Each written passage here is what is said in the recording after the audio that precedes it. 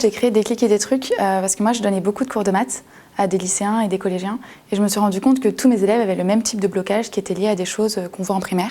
Et c'est pour ça que j'ai eu envie de créer des kits pour permettre aux enfants de primaire d'appréhender les maths de manière différente, de toucher, de manipuler, d'expérimenter pour vraiment comprendre les mathématiques.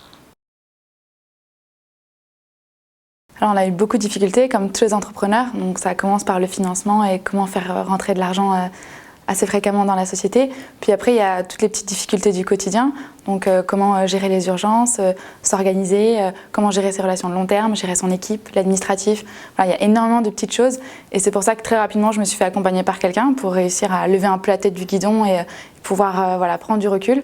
Et donc c'est Evelyne, donc la présidente de Booster Academy, qui m'accompagne au quotidien et qui me permet de me challenger aussi sur beaucoup de sujets. Alors moi, ce que j'attends de ce mentorat, c'est beaucoup de challenges. Depuis qu'on a commencé avec notre premier rendez-vous, on s'est posé les bonnes questions, on a commencé à pivoter, on est passé du B2C au B2B, donc attaquer un nouveau marché, avoir de nouveaux clients, etc. L'enjeu pour nous, c'est d'avoir les bons partenaires pour le futur, donc dans tout ce qui va être logistique, mais aussi communication, pour pouvoir grandir et grossir à l'image de nos ambitions. Donc chose toute bête, si on passe à la télé demain, il y a des chances pour que le site ne puisse pas suivre l'afflux de trafic.